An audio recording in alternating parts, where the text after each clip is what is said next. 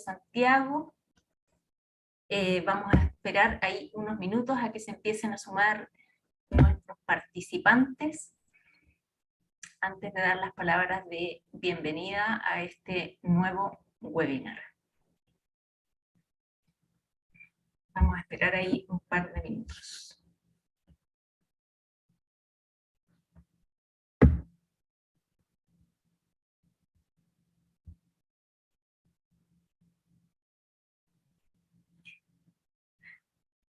Bien, vamos a empezar a dar inicio. Como decía, me estaba presentando. Quería agradecer esta mañana la participación de todos ustedes en esta actividad. Para la Cámara de Comercio de Santiago, el desarrollo sostenible de las empresas hoy día creemos que es más bien algo mandatorio para el desarrollo de las empresas modernas, con todos los desafíos que tenemos a nivel global, ambientales, sociales, de gobernanza, y particularmente en el desarrollo sostenible, cuando vemos la relación con los distintos públicos de interés. Entendemos desde nuestro gremio, que aglutina empresas, que las relaciones B2B, las relaciones entre socios comerciales, hoy día es un foco en donde hay que poner principal intención en mejorar las prácticas también que se desarrollan en las relaciones empresariales. Y para revisar este tema, y el cómo generar valor a través de la cadena de suministro, contamos con un estupendo panel de presentaciones. Nos acompaña desde Colombia Andrea Pradilla, quien es directora hispanoamericana del GRI, del Global Reporting Initiative. Muy bienvenida, Andrea, muchas gracias por participar con nosotros. Ella además, desde GRI Hispanoamérica, están dirigiendo un hub en donde estamos revisando precisamente estas mejores prácticas en la cadena de suministro en Latinoamérica. Así que muy bienvenida, Andrea. Andrea nos va a dar la charla introductoria para ver cómo a nivel estratégico las organizaciones tienen que ir incorporando estas materias. A continuación, nosotros vamos a revisar una guía de cadena de suministro que acabamos de lanzar recientemente en la Cámara de Comercio de Santiago, y vamos a concluir este panel con María Soledad Lagos. Sole, querida, muy bienvenida. Soledad es abogado y jefe de la unidad de mediación del Centro de Arbitraje y Mediación de Santiago, y por lo tanto, ahí muy bienvenida, Sole, quien tiene vasta experiencia en temas de mediación y cómo el diálogo contribuye muchísimo a mejorar también la relación entre socios comerciales. Así es que, sin más, Andrea, quisiera darte ahí el pase para tu presentación.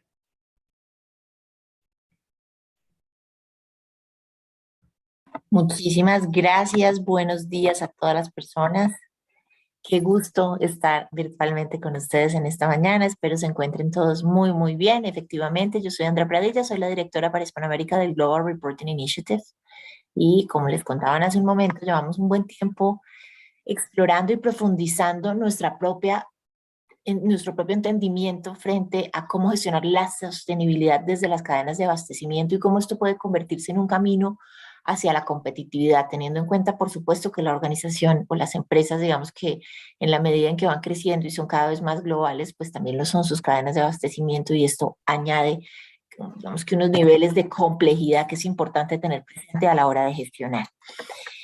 Digamos que para nadie es un secreto que los retos que impuso en las cadenas y en general la crisis, digamos, que hay en el comercio exterior en estos momentos, oímos todo el tiempo crisis de containers, no hay chips, etcétera, etcétera, etcétera. A veces parece muy, muy ajena, pero lo que tiene detrás son relaciones comerciales, que lo que tiene detrás al final son relaciones humanas, entre seres humanos que están mediados para producir bienes y servicios.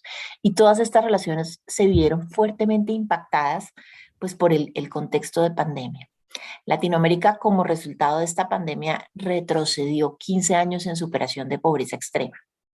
Es decir, que la pandemia nos llevó al año 2005 en materia de reducción de pobreza extrema, con todo lo que eso puede implicar para las relaciones comerciales de las organizaciones, y tuvo unos impactos pues muy importantes en materia educativa para alguna parte de la población, muy positivos desde casa, acceso a muchísimas cosas, pero para muchos otros con rezagos importantes, con unos retos en materia de transición energética muy ligados también a las cadenas de abastecimiento y con un descontento social del que sabemos bastante en Latinoamérica, eh, pues detonado por esta crisis, pero no ocasionado necesariamente por el COVID, sino por una crisis más profunda.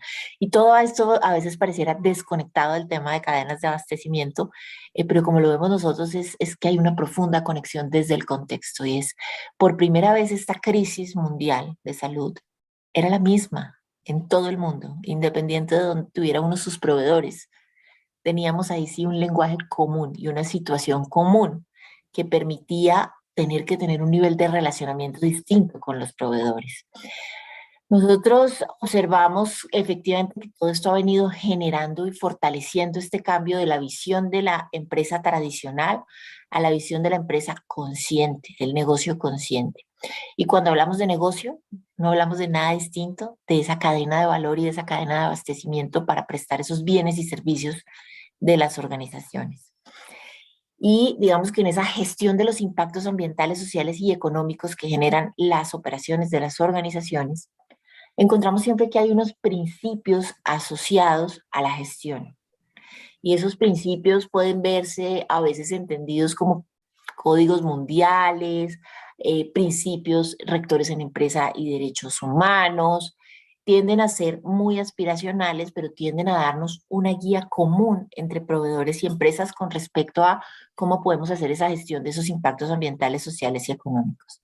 Encontramos además una serie de estándares de gestión y en los estándares de gestión, sobre todo en cadenas de abastecimiento, hemos, digamos que, avanzado bastante para lograr que haya muchos proveedores certificados con las ISOs, las certificaciones ISOs, con auditorías de calidad. Digamos que ahí se han hecho avances importantes desde las empresas anclas para avanzar en este sentido y tenemos reconocimientos a esa gestión, ¿no? Entonces a veces se reconoce o a la empresa grande por algún punto especial de su gestión o a aquellos proveedores que han trabajado en algún elemento especial de la gestión que sea importante para su cliente o para su industria. Esa, digamos, es la manera de gestionar. Hay un componente que para nosotros es igual de importante, que es la rendición de cuentas frente a esa gestión que se hace en materia de proveeduría. Ya les voy a explicar un poco más cómo funciona. Se parece mucho a la gestión financiera. Uno tiene una gestión financiera de la sostenibilidad, tiene un reporte financiero de la gestión de la empresa. Lo mismo sucede acá, hay un reporte de sostenibilidad y en ese reporte de sostenibilidad hay guías que uno se va a encontrar donde le dicen, bueno, vamos a guiarlo frente a cómo hacer un reporte de los impactos que están ocurriendo en las cadenas de abastecimiento. Hay unos marcos encaminados a explicarle a las organizaciones cómo deben hacer esa gestión y hay unos estándares de reporte. Y los estándares de reporte, los actuales, las versiones más recientes, se han vuelto muy estrictas y muy, digamos que incisivas con respecto a cómo la organización está haciendo la gestión de la cadena de suministro. Encontrarán ustedes en todos los estándares de reporte preguntas específicas respecto a cómo se hace la gestión de proveedores, cómo se hace una evaluación ambiental de proveedores, cómo se hace evaluaciones en derechos humanos de proveedores. Y esto más allá de tener un elemento de compliance, tiene un elemento asociado al impacto de la organización. Los estándares de reporte están preguntando esta información porque entienden que para las empresas es crítico, por un lado, conocer y entender los impactos, pero que además es crítico para sus grupos de interés conocer esa gestión que se está haciendo respecto a los proveedores. Estamos en un momento donde efectivamente, y confío en que hayan visto muchos signos de esto, la sostenibilidad dejó de ser algo nice to have, algo bonito de tener, y se vuelve algo que hay que tener. Y en la pandemia sí que se potenció desde la comunidad de inversión y desde de un descontento, de un clamor social de entender cuál es el rol de las empresas en la sociedad. Y por otro lado, y sin duda alguna, con muchísima conciencia de buena parte de las empresas, de la posibilidad del impacto positivo que podían tener en el contexto en el que operan. Sumado a eso, hicimos nosotros una encuesta a miembros de directorios de las empresas latinoamericanas. Entrevistamos 550 miembros de los directorios y les preguntábamos primero si eran conscientes de la necesidad de gestionar su deber fiduciario y entender la sostenibilidad empresarial desde el deber fiduciario que tienen ellos como miembros de junta directiva, de directorio. Y en esa encuesta, que les decía, fueron 550 miembros de juntas directivas y de directorios, les preguntábamos, ¿cómo están entendiendo ustedes los temas de sostenibilidad y para ustedes cuáles son los temas donde hay mayor conocimiento? Y nos decían gobierno corporativo y prácticas laborales. ¿En cuáles creen ustedes que van a emerger? Esta encuesta es del 2016 y miren, decían medio ambiente, efectivamente, transparencia y lucha contra la corrupción. Y les preguntábamos por una tercera capa de los temas que iban a emerger y nos decían prácticas de adquisición y cadena de suministro. Vamos a tener que entender, más allá de los sellos y las auditorías, cómo está la gestión que tenemos y ese relacionamiento que tenemos con nuestros proveedores. Sumado a eso, unos grupos de interés demandando transparencia en las cadenas de suministro.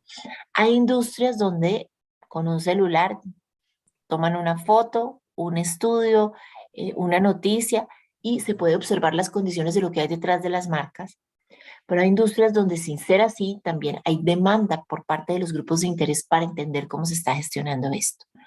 Hay en este momento, especialmente en la Unión Europea, bastante legislación y bastante regulación respecto a entender cómo las empresas están haciendo su debida diligencia en materia de derechos humanos en sus cadenas de abastecimiento en el mundo. Y esto es importante desde la competitividad para que aquellas economías que estamos ligadas, bien sea desde el punto de vista del comercio exterior, desde las exportaciones o las importaciones, y que queremos vender en esos mercados, vamos a tener que aumentar nuestra transparencia respecto a cómo estamos gestionando esos impactos ambientales, sociales y económicos en las cadenas de abastecimiento. Y les decía hace un momento, la mirada sí está migrando allá, con muchísimos retos porque en el momento en que uno decide entrar a mirar cómo se está gestionando, cómo puede gestionar estos temas en cadena de abastecimiento, pues puede ser abrumador y muy retador y tiene que entender que es un viaje, ¿no? Y que hay que hacerlo progresivamente. Pero estamos viendo muchísimas, digamos que, iniciativas en el mundo en distintas industrias de gente de todo tipo, grupos de interés, estudiantes, ONGs, reguladores, intentando entender. Entonces, en ese orden de ideas como empresas es muy importante que la casa o el comprador o el cliente pueda compartir no solo la certificación o la auditoría que esté teniendo con sus proveedores, sino muy importante que logre compartir cuál es esa visión de sostenibilidad que tiene con los proveedores. En el día a día a veces hay muchos temas que gestionar con nuestros proveedores, pero que se pregunte cuál es nuestra visión y si nuestros proveedores la saben o no la saben y cómo la estamos integrando en esos procesos del abastecimiento y qué se está haciendo desde las áreas de abastecimiento para satisfacer y entender estas necesidades que vienen desde los directorios, desde la administración y desde los grupos de interés. La función del abastecimiento tiene una oportunidad inmensa de apropiar la sostenibilidad y darle un foco, un espíritu muy propio de cómo opera la sostenibilidad en cada una de las empresas. A mí me gusta mucho traer a colación una frase del exdirector mundial de Unilever, Paul Polman, que decía, solamente asumiendo la corresponsabilidad de lo que sucede dentro de toda la cadena de valor, podrá restaurarse la confianza, que creo que es esencial en el capitalismo, y distribuir los beneficios de la empresa más uniformemente. En cadenas de suministro normalmente importan tres cosas: precio, calidad y tiempo. Que me llegue en el mejor precio posible, con la calidad que yo necesito y en el tiempo que yo necesito. Usualmente es imposible obtener las tres, ¿verdad? Y esto genera una ruptura y puede que a veces encontremos que haya problemas en la calidad de los productos y servicios, y en la pandemia sí que se dio que haya errores en las entregas o que haya incumplimientos financieros del proveedor. Normalmente uno se aproxima digamos que a los temas de cadenas de abastecimiento desde una visión del riesgo, ¿no? Y dice, bueno, puede que haya una fuente de riesgos que me vaya a generar algún nivel de disrupción y que me vaya esto a llevar a un prejuicio para mi empresa. Hay una ruta del riesgo de sostenibilidad en la cadena de suministro que también implica riesgos, pero sobre todo oportunidades de relacionamiento, de generación de confianza con esos proveedores, que me va a generar unas reacciones desde mis grupos de interés y que también podría eventualmente generar perjuicios para mi organización. La aproximación en cadena de suministro ha sido siempre desde los riesgos tradicionales, ¿no? Lo que les decía hace un momento, pero la sostenibilidad, especialmente los temas, si lo miran también ustedes, temas ambientales, temas de salud y seguridad ocupacional, son temas de sostenibilidad que pueden impactar de manera o muy positiva o muy negativa la gestión del suministro. Y el riesgo en sostenibilidad en la cadena de suministro tiene que tener distintos momentos. Un momento donde lo identifico, lo evalúo, lo gestiono, lo monitoreo y especialmente lo comunico de manera asertiva como organización a mis grupos de interés. Esto, digamos que es una nueva área y una nueva manera de aproximarse a veces a la sostenibilidad. Y ahí creemos nosotros que es muy importante que la empresa tome una posición de primero conocer, uno tiene que saber cuáles son sus riesgos y sus oportunidades en su cadena de abastecimiento, eh, y los estándares de sostenibilidad, lo preguntan constantemente los estándares de sostenibilidad, y una vez uno tiene esto conocido, entrar a definir cuál va a ser esa posición, si los va a tolerar, los va a ignorar, qué va a hacer frente a eso. Bueno, y tenemos aparte como organizaciones unos retos que requieren unas acciones de todos los actores de la sostenibilidad. En particular, los ya conocidos Objetivos de Desarrollo Sostenible, que sé que desde la Cámara son bastante trabajados, y son esos nuevos enfoques financieros y no financieros frente a los cuales nos vamos a poner de acuerdo. A veces con los proveedores pasa una cosa y es que puede llegar a ser muy complejo entender qué de todo en sostenibilidad voy a gestionar. Lo importante es iniciar ese camino que esté asociado, digamos, a lo que yo estoy haciendo como organización y que yo pueda marcar esto en un propósito superior. Y ese propósito superior son los ODS, y que pueda con mis proveedores generar un lenguaje común frente a cómo puedo yo contribuir a la consecución de estos objetivos de desarrollo sostenible. Digamos que importante entender que esta alineación de lenguaje me va a llevar sin duda a poder digamos que, contribuir colectivamente a un bien superior. Gestionar la sostenibilidad desde la medición de impacto y desde las cadenas de abastecimiento no siempre estuvo, digamos que, tan presente en la agenda. Y es importante entender como profesionales de sostenibilidad o profesionales de abastecimiento que es una nueva dinámica y que corresponde a una evolución. La sostenibilidad ha sido un concepto que ha venido evolucionando desde que entró al marco de las empresas. Y en ese orden de ideas es importante entender que en esta fase en la que estamos, la mirada es hacia las cadenas de suministro y hacia las cadenas de abastecimiento. Y es importante entender como individuos, como líderes de las distintas funciones dentro de las organizaciones, que el tema ha evolucionado y que puede que haya habido momentos de la gestión de la sostenibilidad, bien sea dentro de mi empresa o algún proyecto o programa que vi que correspondió de pronto a otra fase de la sostenibilidad, donde era defensiva, caritativa, promocional, con otros fines. Pero en este momento, que es la era sistémica de la sostenibilidad empresarial, donde yo lo integro en el core de mi negocio y no es un departamento aislado, una función aislada, cuando yo entiendo que esto debe ir integrado al quehacer de mi organización, integrado no significa nada distinto que apropiado desde el abastecimiento, apropiado desde los bienes y servicios que yo como organización le estoy prestando a la sociedad. ¿Y cómo hago eso? Pues con compromisos, y lo vamos a ver ahorita con la guía, que hicieron un trabajo maravilloso de aterrizar esto más, integrando la sostenibilidad en esos procesos de compras con un compromiso de la alta dirección que va a tener, va a llevar también a unos trabajos con proveedores, pero muy especialmente a unos análisis de datos, ¿no? Entender qué es esa información que yo capturo de mis proveedores frente a su gestión de la sostenibilidad, cómo eso me va a permitir tomar mejores decisiones y cómo eso me va a llevar a desarrollar políticas con criterios ASG y a implementarlas. Y esto sin duda alguna se complementa con los esfuerzos que ya vienen adelantando las organizaciones en materia de auditoría de sus proveedores, La invitación es a ir más allá. Digamos que muchas veces la auditoría se enfoca en unos aspectos muy particulares de la gestión y la sostenibilidad busca que la mirada sea un poco más global, más estratégica y más holística. En ese contexto es muy importante utilizar estándares internacionales a la hora de gestionar digamos que esta es la sostenibilidad, y pues para nosotros desde el Global Reporting Initiative, nosotros somos el estándar más utilizado del mundo para hacer memorias de sostenibilidad.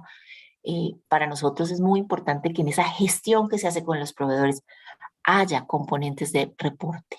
Lo que no se mide no se gestiona y lo que no se gestiona no se puede cambiar. Y la cantidad de beneficios que detona reportar es lo que realmente termina empujando el cambio y la gestión dentro de las organizaciones. Y hacerlo con un estándar internacional, ya sé que estoy al final de mi tiempo, suministra, les va a permitir a ustedes tener información estandarizada por parte de los proveedores, conocer cómo el proveedor está gestionando sus riesgos y esas oportunidades. A partir de esa información, construir unos diagnósticos, movilizar a las organizaciones a tomar acción y les va a ayudar a avanzar en esos procesos de adopción de la sostenibilidad. Ustedes van a ver si los que son reportantes GRI, que en todos lados le están preguntando a uno siempre por los proveedores, siempre, porque nosotros entendemos que ahí es donde realmente ocurren buena parte de los impactos. Ya para concluir, nosotros somos una organización internacional independiente, que ese es el lenguaje común para la transparencia corporativa. Y desde hace unos meses, con una serie de aliados latinoamericanos, lanzamos una red de organizaciones comprometidas en Latinoamérica con continuar las discusiones en materia de cadena de suministro responsable y abastecimiento responsable. Y buscamos ayudar a empresas y organizaciones a que puedan comunicar esos impactos en sostenibilidad.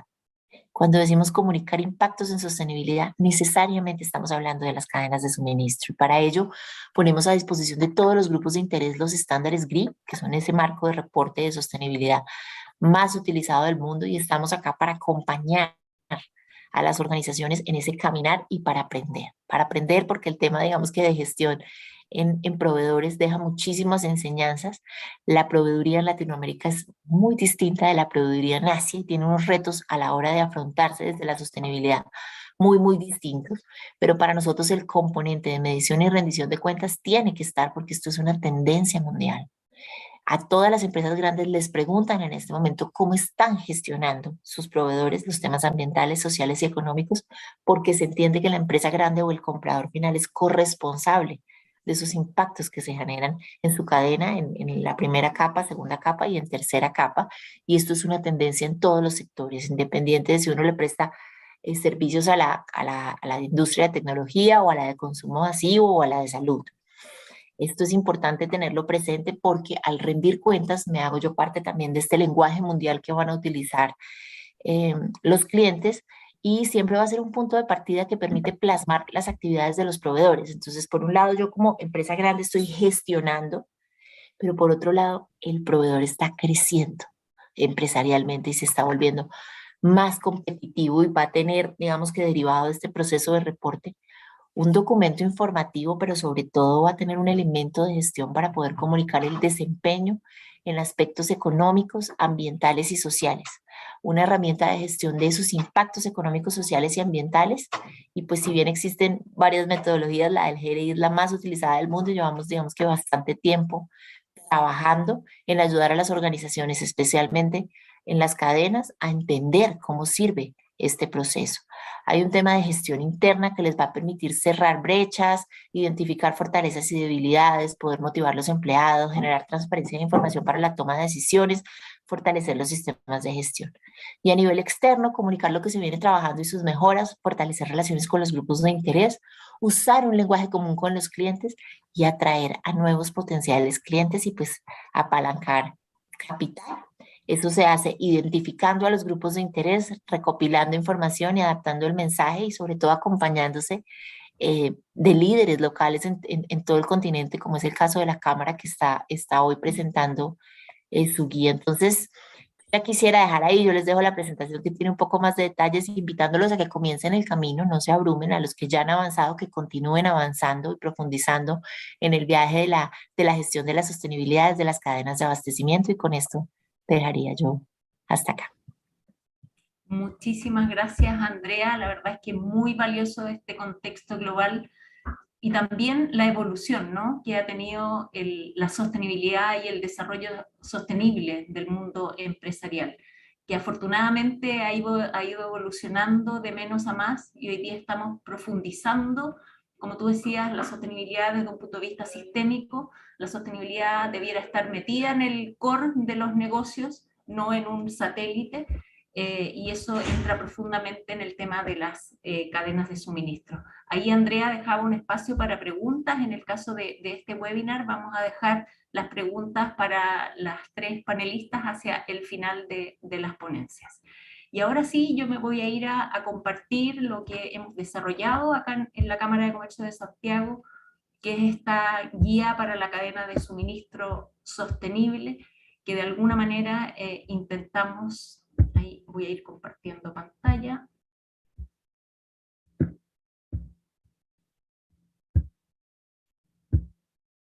Ustedes me comentan, por favor, ahí en el panel si ya se ve. Sí, se ve. Perfecto, muchas gracias, Sole. Entonces, como les comentaba, en la Cámara de Comercio de Santiago, entendiendo esta necesidad latente por parte de las empresas de ir adoptando estas mejores prácticas en la cadena de suministro, y muy alineado también con aquello que nosotros proponemos hacia nuestras empresas socias, que son parte de este gran ecosistema multisectorial, es de proponer que el desarrollo empresarial sea basado en estos 7 principios de conducta empresarial que están muy alineados también con los estándares de GRI que nos proponía Andrea, y con las tendencias globales de lo que debiera ser el desarrollo de una empresa y el desarrollo de los negocios en un mundo moderno y acorde a todos los desafíos que tenemos actualmente. Entonces, estos 7 principios de conducta empresarial son aquellos que nosotros estamos promoviendo y que rigen o debieran regir el actuar de nuestras empresas socias, y aquí particularmente nos vamos a concentrar en el principio número 4, que dice relación con tener una conducta responsable con la cadena de suministros, con los proveedores y socios comerciales. Precisamente nosotros dentro de nuestro ecosistema tenemos muchos relacionamientos mandante-proveedor entre nuestras empresas socias. Creemos que como gremio, los gremios tenemos un rol importante que asumir y ser movilizadores, ser una palanca de apuntar, a apoyar estos cambios en la forma del desarrollo de los negocios, en las relaciones B2B. Debemos y tenemos la responsabilidad de ser un agente de cambio, y en ese sentido quisiéramos nosotros liderar un poco desde la práctica, ¿no? Es muy bueno, y ya llevamos muchos años explicando desde la teoría el por qué es importante, pero a través de esta guía queremos bajar como a la praxis, a las acciones cotidianas del día a día que se desarrollan en las relaciones comerciales, el cómo se pueden ir adoptando distintas acciones concretas para ir avanzando en este sentido. También ya nos mostraba Andrea cómo la gestión, una adecuada gestión de la cadena de suministro también ayuda muchísimo a poder detectar, identificar, mitigar también los riesgos tanto operacionales como reputacionales de las distintas organizaciones, adelantarnos a futuras regulaciones, y finalmente creemos que cada vez que hay fair play en las relaciones entre empresas también contribuimos a un mejor desarrollo económico de nuestro país, y también a fortalecer la relación entre grandes empresas y pymes, ¿no?, que a veces se da esta relación de asimetría en estas relaciones. Como parte de la construcción de esta guía, de la metodología, y desarrollamos algunas encuestas tanto a grandes empresas que tenían el rol de mandante como a empresas que tenían el rol de proveedor, y efectivamente se identificaron una serie de brechas que intentamos de alguna manera poder plasmar y cerrar en esta guía. Se observaban ahí que está fuertemente vinculado la relación mandante-proveedor al cumplimiento de algunas exigencias básicas legales. Hay falta de comunicación muchas veces en esta relación, y esto no hace otra cosa que de alguna manera ir reforzando la necesidad de contar con herramientas mucho más prácticas que permitan mejorar esta relación. Entonces, Ahora, sin más, me voy a ir como a navegar esta guía, que también aquí intentamos que este documento y que esta información que se levantó durante más de un año en conjunto con el Centro de Innovación de la Universidad Católica y con un apoyo de una empresa consultora, también que todo este contenido tratamos de plasmarlo en un modelo que fuera un poco más amigable, ¿ya? Entonces, esta guía actualmente está disponible en nuestra página web, es navegable, está disponible en www.ccs.cl. Y aquí, de alguna manera, pensando en a quién está dirigida esta guía, es importante destacar que cuando pensamos en cadena de suministro, entendemos todas aquellas compras, adquisiciones y relaciones entre empresas que genera una organización. Estamos pensando en la compra de insumos para la operación de la empresa, desde materiales de oficina, en fin, infraestructura, consumo de energía, etcétera, hasta productos o bienes que son comprados para luego ser comercializados. Estamos pensando en el desarrollo de infraestructura, estamos pensando en la contratación de servicios, estamos pensando en la contratación de consultorías, en la contratación de servicios de tecnología. Es decir, pensemos en cadena de suministro en todas las relaciones con otras empresas que tiene una organización para la operación de su negocio. Por lo tanto, ahí dependiendo de la industria y de la magnitud de la empresa, uno puede tener muchísimas relaciones comerciales con terceros, ¿ya? Aquí, bueno, vamos haciendo como una inversión en la guía, que es, aquí ya de alguna manera les contaba de qué hablamos cuando hablamos de cadena de suministro, y luego siempre es importante ir teniendo una doble visión, es decir, en esta guía siempre vemos la cadena de suministro con una doble relación, ¿verdad? Siempre aquí hay un mandante y un proveedor con derechos y obligaciones por ambas partes, ¿ya? Y con mejoras de prácticas que se pueden ir incorporando y adoptando en ambas partes para que esta relación sea ojalá una relación de largo plazo, una relación win-win, una relación en equidad de condiciones, ¿ya? Esa es la primera mirada que tiene esta guía de cadena de suministro. Y la segunda, yo diría que es algo que también ya abordó Andrea, que tiene que ver con los niveles en donde en la organización yo tengo puesta la cadena de suministro. Ya nos mostraba la importancia que ha ido adoptando, por ejemplo, en los directorios y en una visión estratégica que se tiene de la compañía, es cuando yo las cadenas de suministros las pongo en ese nivel de toma de decisiones, ¿no? Veíamos que, o hemos visto, hemos podido constatar que cada vez más las áreas de adquisiciones, de compras, etcétera, han ido adquiriendo una mayor profesionalización, y una mayor jerarquía, si ustedes quieren ver, en la toma de decisiones de las organizaciones. Por lo tanto, también es importante ver la gestión de los riesgos, la mayor eficiencia operacional, los riesgos reputacionales, etcétera, verlos desde una mirada estratégica. Por lo tanto, esta guía también aporta elementos para tener esa visión a la alta dirección, a los directorios, a los CEOs. Y un segundo nivel, que es más bien táctico, es decir, cómo y quién tiene que adoptar estas mejores prácticas, también nos hemos dado cuenta en el desarrollo de este trabajo que las responsabilidades o la ejecución de las compras en todos estos amplios sentidos en que yo les mencionaba anteriormente, no solo está alocado en las áreas de adquisiciones, de compra, de supply chain, etcétera, como se quiera llamar, sino que atraviesa muchas de las áreas de la organización. Y es importante ahí mirarlo de manera coordinada para responder adecuadamente a una cadena de suministro y no tener puntos ciegos.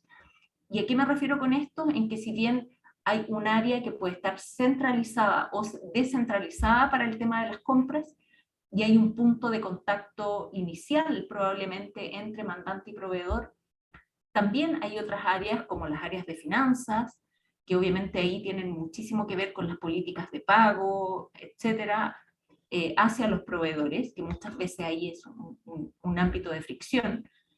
Áreas de operaciones, muchas veces para la recepción de mercancías, los temas logísticos, las coordinaciones, las áreas de tecnología.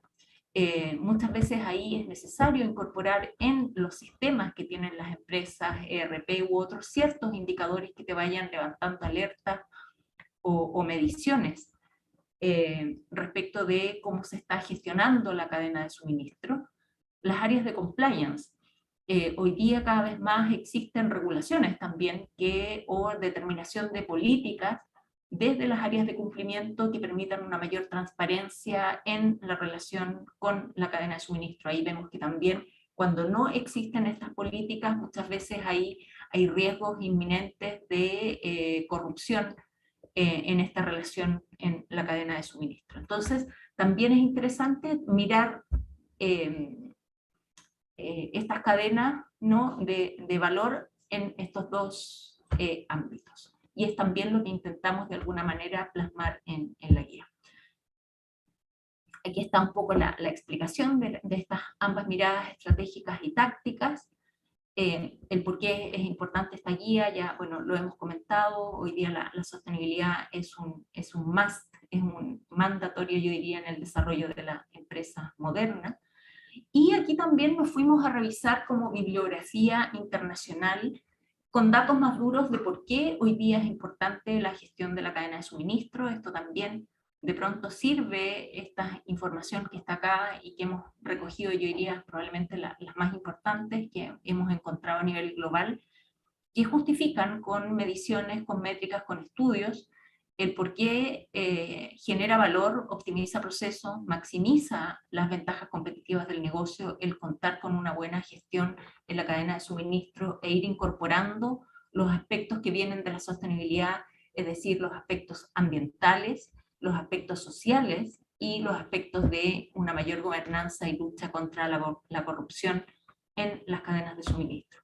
Y aquí, en honor al tiempo, esto lo voy a pasar rápidamente, aquí tenemos ISEAL Alliance, Smith Environmental Leader, Share Value Chain, esta es una consultora alemana, son todas consultoras destacadas a nivel global y expertas en procurement y supply chain que nos aportan datos, aquí vamos a ir revisando rápidamente beneficios de corto, mediano y largo plazo y los factores de influencia y el por qué las empresas experimentan beneficios al utilizar estándares de sostenibilidad en la cadena de suministro. Smith nos muestra 6 maneras en que la sostenibilidad aporta y genera valor en la cadena de suministro. Ahí están además los links completos a estos estudios. Este estudio muy interesante muestra la cantidad de ahorro esperado que fluctúa entre un 25 y un 45% en la medida que tú vas gestionando tu cadena de suministro en las distintas etapas. Environmental Leader más bien se concentra en las ventajas que tiene, los temas ambientales, el incorporarlos a la cadena de suministro. EY, en un estudio reciente también, nos indica cuáles son las prioridades para ejecutar una cadena de suministro sostenible. Esto también, ¿por qué quisimos dejar estos datos acá? También que sirvan de argumentos de pronto para convencer a los menos convencidos, ¿no? De los directorios, de los tomadores de decisión, de por qué realmente hoy día ya tenemos suficiente evidencia empírica de que esto es un tema relevante.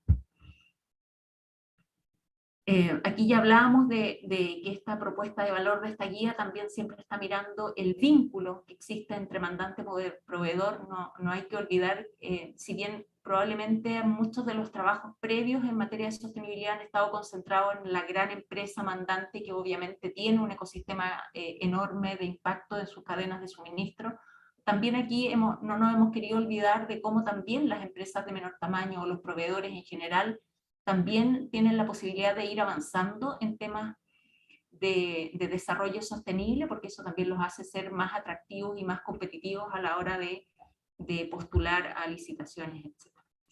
Aquí también quisimos plasmar en esta guía y en esta como inmersión a la guía, desde dónde viene la metodología. A través de este trabajo se revisó toda la normativa asociada a cadena de suministro a nivel internacional y también en Chile. Pudimos tener muchas entrevistas con empresas mandantes y empresas de menor tamaño, mandantes y proveedores, identificando cuáles son las mejores prácticas que han dado resultados. Nos entrevistamos con muchísimas instituciones también, locales e internacionales vinculadas a la cadena de suministro, dentro de ellas el GRI, así que ahí aprovecho también de agradecer públicamente todo el trabajo de estándares y de medición que tienen desde GRI. Se levantaron las mejores prácticas de las empresas listadas en bolsas, que probablemente son quienes tienen una mayor obligación hoy día de gestionar y reportar estas materias, tanto del MILA como del Dow Jones, y empresas destacadas a nivel nacional. Y también una vez que se terminó esta guía, se volvió a revisar y prototipar con estas empresas que tenían mejores prácticas. Ahí también hay un detalle de todos con quienes nos entrevistamos, y luego también estas prácticas en cadena de suministro se cruzaron con los grandes estándares que hoy día existen a nivel global, de la OIT, de la OCDE, de Pacto Global de Naciones Unidas, con los ODS, que son los Objetivos de Desarrollo Sostenible, que también ahí nos hablan de prácticas que hay que adoptar desde el mundo empresarial, y por supuesto con los estándares de GRI. Y ahora sí, vamos a ir como al contenido de esta guía, en donde lo primero que quisimos revisar fue las etapas en general que tiene la cadena de suministro. Es decir, cuando yo como empresa decido que necesito comprar algún bien, un servicio, algo para poner en góndola, contratar una consultoría, en general las empresas, independientes de la industria en que te encuentres, pasan por estos 10 procesos. Y probablemente antes de entrar en temas ASG, ambientales, sociales y de gobernanza, identificamos temas más bien higiénicos que es necesario resolver. Por ejemplo, lo importante que es definir de forma lo más precisa posible cuál es la necesidad de la empresa, cómo se avanza en la solicitud de ese pedido, de tal manera de que la comunicación y las expectativas entre lo que yo pido y cómo lo recibe ese proveedor, esa solicitud, ojalá quede lo más precisa posible en términos de forma, de tiempo, de entregables, de alcance, etc. Y para cada una de estas distintas etapas hay una descripción de qué se entiende por esa etapa, cuál es el rol que tiene el mandante en esa etapa, qué oportunidad tiene el mandante de mejorar o de adoptar alguna práctica, y que, insisto, antes de entrar probablemente a los aspectos de mejores estándares ASG, identificamos que a veces hay temas muy como administrativos, muy básicos, que es factible mejorar y reducir la fricción que eso puede generar en el futuro. Para cada una de estas etapas, como les comentaba, está el rol del mandante, del proveedor, las oportunidades que existen para ambos, los riesgos, y se sugiere algún indicador de medición, ¿ya? Luego están las fuentes de aprovisionamiento. Ahí también es importante, por ejemplo, detectamos que uno de los elementos básicos en la gestión de cadena de suministro es contar con una buena base de datos de los proveedores de la organización, y que esa base ojalá esté segmentada por tamaño. Es importante saber de mi base de proveedores cuántos son grandes empresas, cuántos son pymes, tengo políticas diferenciadas, en qué localización están, son proveedores locales, internacionales. En el caso de Chile, que es un país sumamente extenso regionalmente y que a veces queremos, por ejemplo, generar alguna política de privilegiar proveedores que estén más cercanos a la operación. También es importante la ubicación geográfica, cuál es el impacto de esos proveedores en mi matriz de compras, en los presupuestos, etcétera, ¿ya? Luego está un monitoreo en la ejecución de la administración del contrato. Aquí también nos dimos cuenta de que a veces falta comunicación. Hay muchas empresas que se genera la orden de compra, se genera la definición del contrato, pero luego de pronto hay otras áreas que intervienen. Entonces aquí vamos sugiriendo de alguna manera el detalle de prácticas para tener en consideración en cada una de las etapas. El tema de la facturación, ya les comentaba al inicio, y aquí el área de finanzas, que muchas veces es una responsabilidad distinta al área que ejecuta la compra. Ahí vemos que también a veces se generan desfases de expectativas o los pagos, o incluso empresas que teniendo políticas de pronto pago a veces no se llevan a cabo porque administrativamente es muy engorroso el proceso. Entonces ahí, por ejemplo, una práctica que recomendamos es junto con mandar la orden de compra de una solicitud o el contrato de un servicio, es también dar algunas de las indicaciones administrativas. Es decir, hay empresas que tienen fechas específicas de pago o recepción de facturas con ciertas condiciones en la glosa, que de no ser así, esa factura se devuelve y por lo tanto entra un nuevo ciclo de facturación. Y terminamos viendo que a veces hay empresas que finalmente, proveedoras, pueden recibir su pago 1, 2 o 3 ciclos de atraso, y eso tiene obviamente un impacto en los flujos y en la relación que queremos construir como una relación mucho más virtuosa entre empresas. Luego están los temas de los procesos de pago, y aquí hay un tema muy importante que creemos que, y lo destacaron muchas de las empresas que entrevistamos, que tiene que ver con la evaluación y cierre, es decir, el feedback, la comunicación. ¿Qué pasó con ese proceso de compra?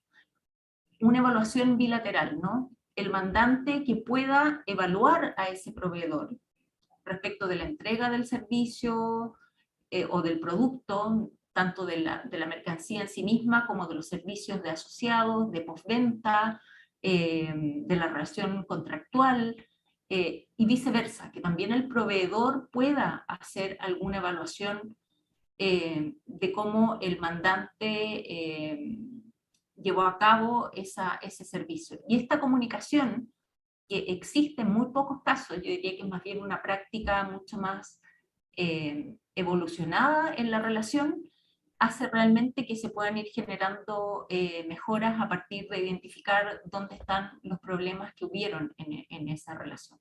Y ahí luego ya vamos a revisar en la siguiente ponencia con Sole Lagos, efectivamente, cómo la mediación y los mecanismos de diálogo, que parece algo tan de perogrullo, es tan necesaria en toda relación. Muchas veces aquí vemos que solo se generan a veces inconvenientes porque no hubo una comunicación adecuada en alguna parte del ciclo o del proceso. Entonces, además de proponer estas mejoras, identificar las oportunidades y riesgos en cada una de las etapas de la cadena de suministro, luego nos vamos a revisar cuáles son las prácticas que vienen desde la sostenibilidad.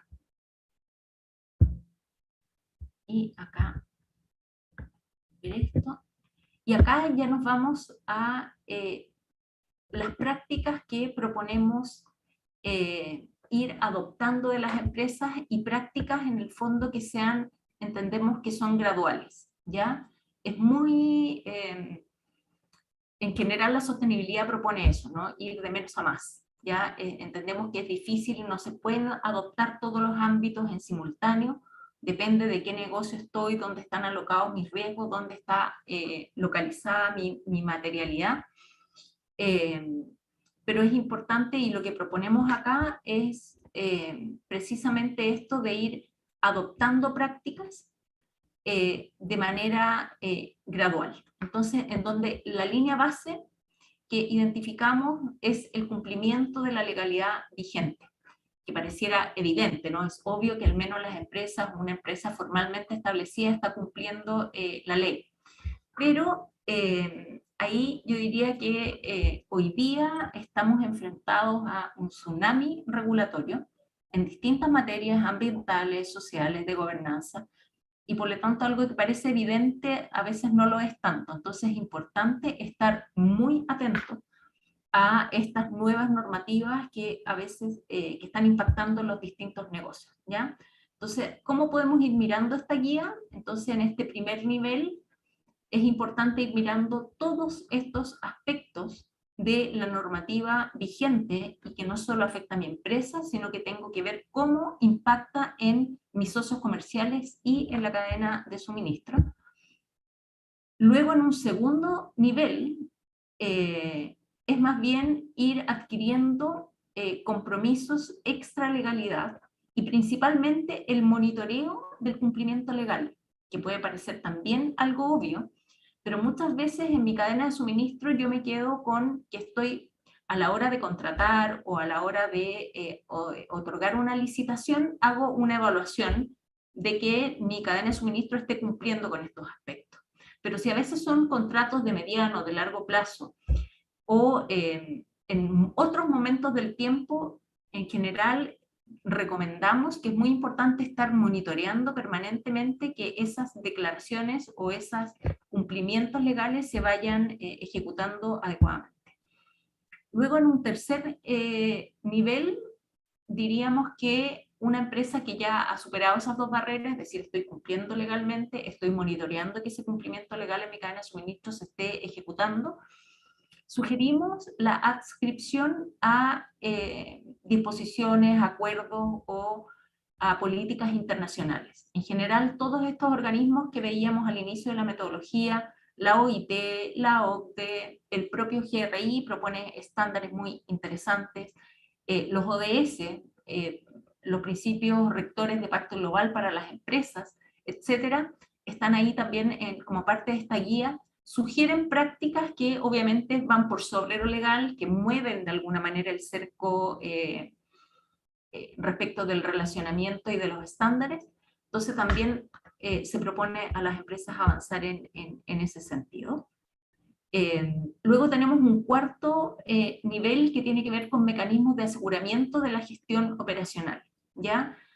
Y esto ya más bien tiene que ver como en mi propia operación, cómo voy poniendo ciertos mecanismos y sistemas que me permitan tener como código de ética y resolución de conflictos con mis proveedores, sistema de monitoreo de control de riesgos, mecanismos de segmentación de proveedores, que era lo que ya les comentaba al inicio. No basta con tener la base de datos, que yo decía que era como el DESDE, sino que ojalá tener algún mecanismo que me vaya permitiendo tener esa base actualizada, irla monitoreando permanentemente, sistemas de monitoreo de facturas y pagos, o de pronto pago en el caso si es que lo tengo segmentada las formas de pago por tamaño de empresa, contar con auditorías, ya lo mencionaba Andrea, que es una buena práctica que hoy día también ya está cada vez más adoptada por las empresas, cómo también voy traspasando know-how a mi cadena de suministro, etcétera.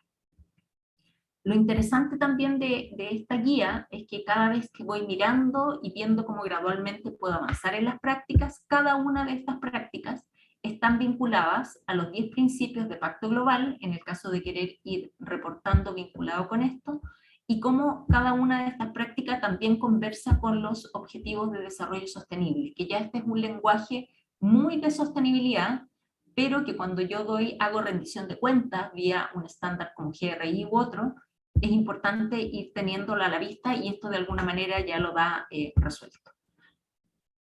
Luego, si avanzamos a un quinto nivel, aquí ya es contar con métodos de trabajo de gestión operacional ASG. Es decir, yo aquí ya con mis proveedores paso al nivel de poder identificar con mi cadena de suministro cómo están sus impactos ambientales, es decir, ojalá tener medición de huella de carbono, huella hídrica, riesgos climáticos en mi cadena de suministro. Tengo ya incorporados cuáles son los impactos sociales de sus colaboradores, de las comunidades en las que están insertos, de tener ojalá algunos programas de desarrollo comunitario con mis proveedores, etcétera.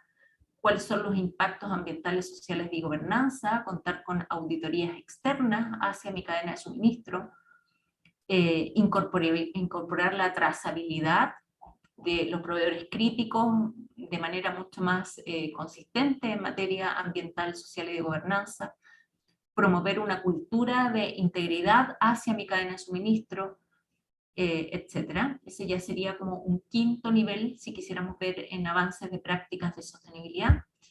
Y lo que hemos identificado como las prácticas más avanzadas es cuando yo ya veo a mi socio comercial, a mi proveedor, como un trabajo colaborativo, integrativo de manera permanente. Es decir, yo genero valor en conjunto con mi proveedor.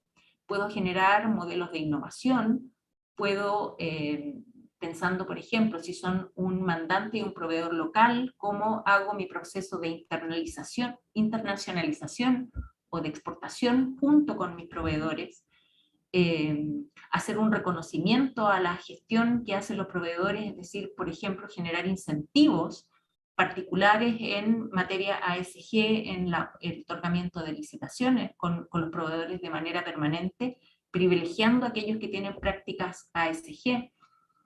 Y, por supuesto, tener un modelo robusto de transparencia y anticorrupción vinculado a la generación de contratos, etc. Entonces, aquí hemos dado un barrido, una pincelada de qué se trata esta guía. Vamos a seguir de alguna manera también profundizando en este trabajo. Esta guía esperamos sea como el puntapié inicial.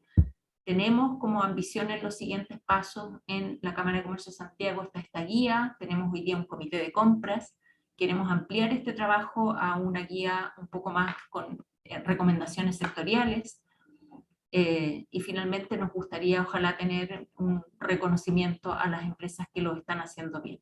Estamos en la tarea ahí de promover estas mejores prácticas y el fair play en las relaciones entre empresas, que como les decía al inicio, vemos que trae externalidades positivas para todo el ecosistema empresarial y también nos permite caminar en esta senda de desarrollo, pero que sea un desarrollo sostenible.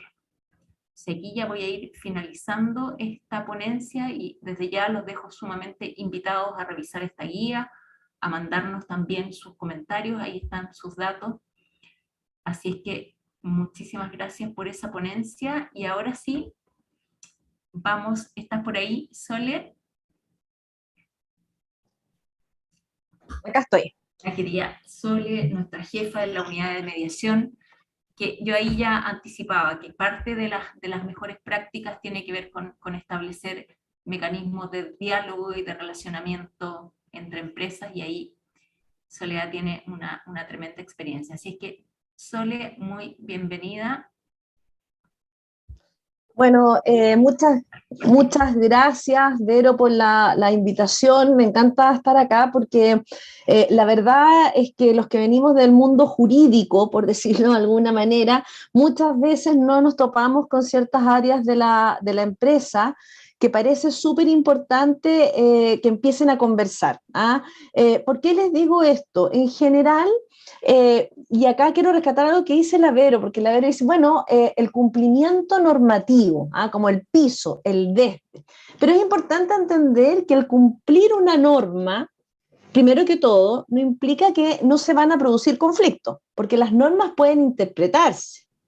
Y hay un segundo elemento, que cómo yo denuncio o cómo yo hago valer el incumplimiento de la norma. Y cuando hay relaciones tan asimétricas, y sobre todo en Chile, donde el acceso a la justicia es tan reducido, si alguien no cumple la norma y a mí el co-contratante me es tan importante, yo no voy a denunciar ese incumplimiento, yo no voy a alegar ese incumplimiento, por decirlo de alguna manera, y más precisamente yo no voy a demandar ese incumplimiento. ¿Ah?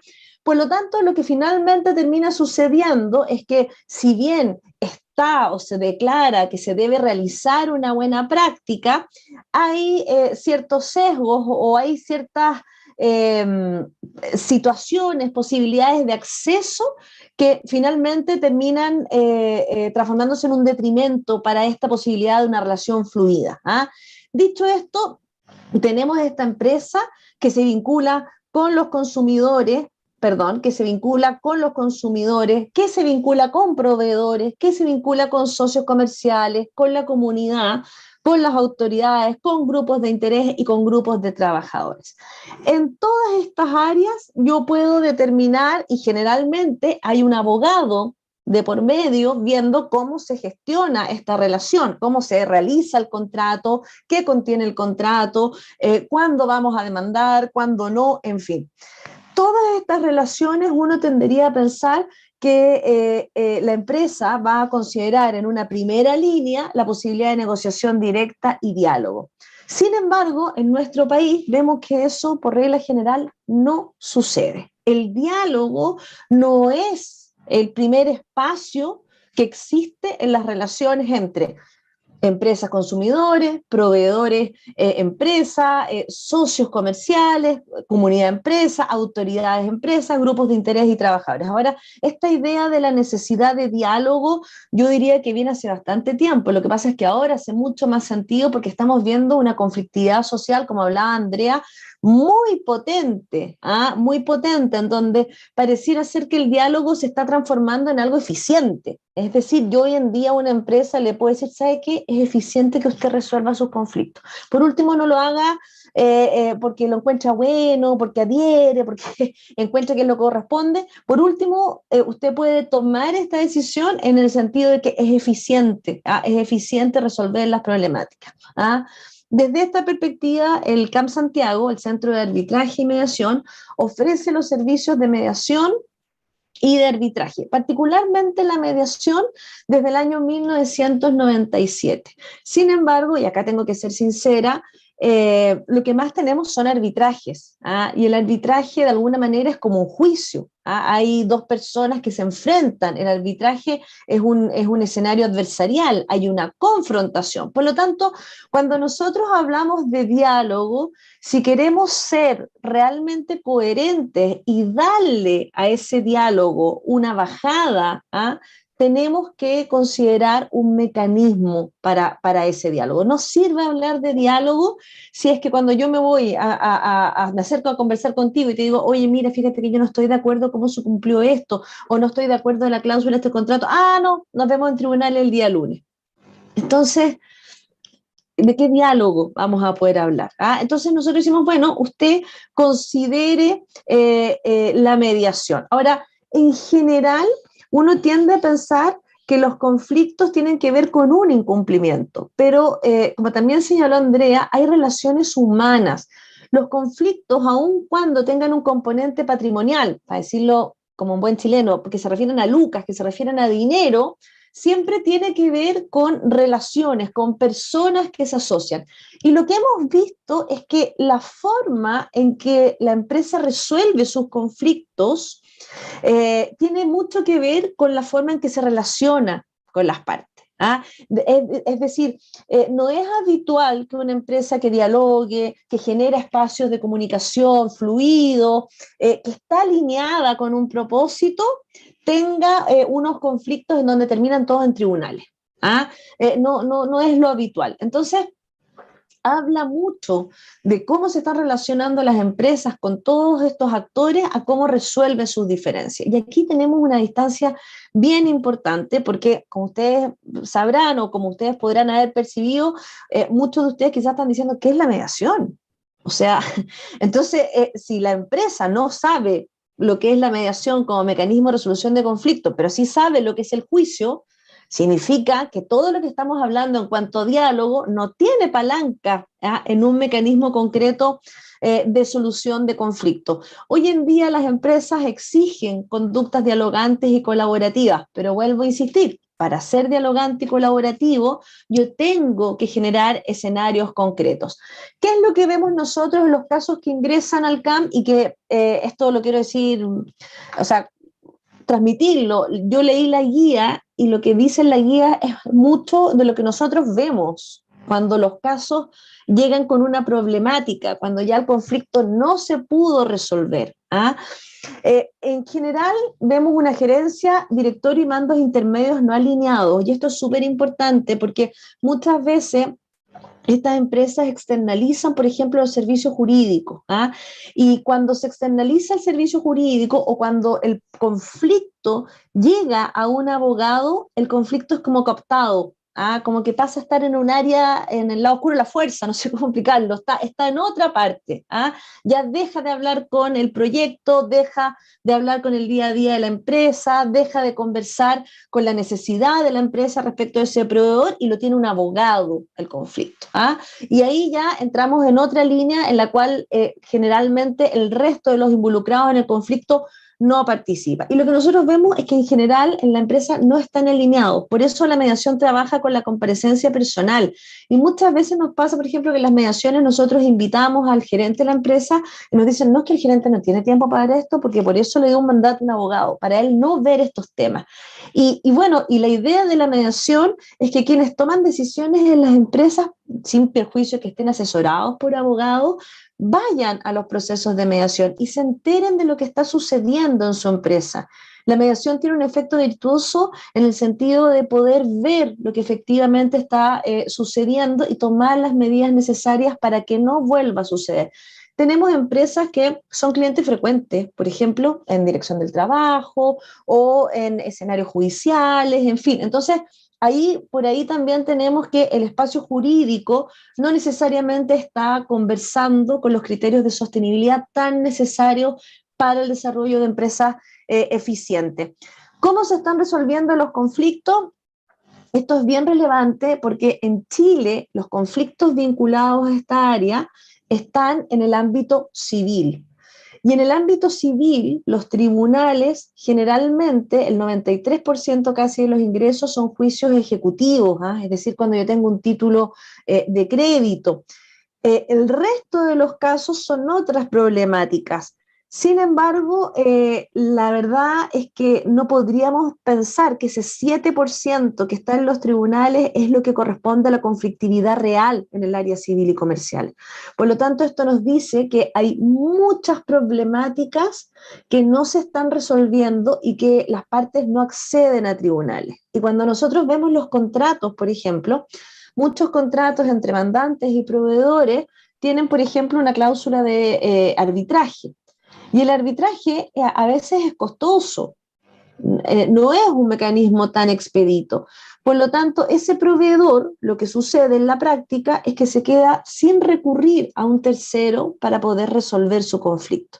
Por eso nosotros aconsejamos establecer una cláusula de mediación, que es un mecanismo más de menor costo, que es más acotado, que favorece el diálogo y que podría permitir que las partes se sienten a conversar y que esa relación no termine en un enfrentamiento, ya sea o en sede de arbitraje o en un enfrentamiento judicial.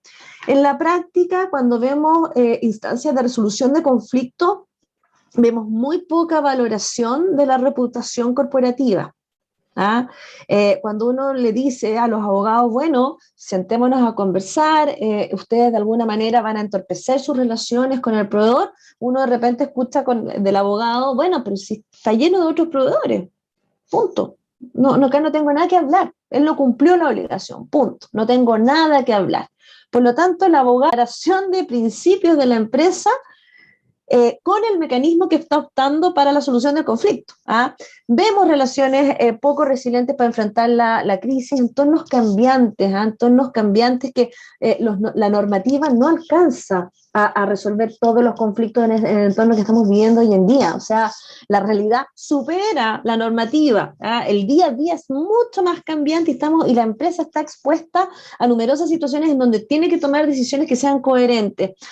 Hay cero anticipación a los cambios de regulaciones y los estándares emergentes. Cuesta mucho que los abogados colaboren o aprecien la contribución a la eficiencia en el diálogo y de la resolución temprana de los conflictos. Es decir, muchas veces el conflicto se extiende innecesariamente y se lleva a situaciones en donde mucho antes se podría haber optado por el diálogo. Es decir, a veces vemos una política de no resolución de los conflictos. Lo que finalmente va mermando a la relación con las partes. Lo que yo les decía, el 96,4% de las causas terminadas del 2019 eran solamente juicios ejecutivos, es decir, títulos de créditos y el resto no quiera demandar, no quiera reclamar. Y aquí hay un tema importante, el diálogo, la posibilidad de conversar con los distintos operadores es una capacidad que se debe instalar. Es una capacidad que se tiene que aprender. Hoy en día la negociación, la mediación y todos estos mecanismos tienen un acervo conceptual, tienen herramientas y tienen una coherencia. Y por lo tanto, si yo en mi empresa quiero instalar el diálogo, necesito incluir mecanismos que sean coherentes. Y lo más importante, en general los mecanismos de resolución de conflictos tienen que ir operando secuencialmente. Es decir, primero vamos a establecer la negociación directa, si eso no nos funciona, vamos a ir a una mediación donde un tercero nos va a facilitar la posibilidad de conversar, y si eso no funciona, vamos a ir a un juicio. Es decir, ese conflicto no va a quedar sin solución, pero yo tengo que ir avanzando en estos 3 peldaños de solución. Y lo que ya les decía, que la asesoría de los abogados muchas veces es solamente en el ámbito litigioso. Y aquí les quiero mostrar una encuesta que se hizo hace un tiempo, en donde a los abogados de 91.7 dice que no frente a un conflicto existente. Dicho esto, el abogado que está asesorando a las empresas muchas veces es un abogado muy confrontacional, o bien la empresa tiene normativas de compliance, pero que no necesariamente resuelven los conflictos entre las personas que están trabajando día a día, porque los conflictos son parte de una manera distinta al portazo de la cara, por decirlo de alguna manera. La mediación es un mecanismo.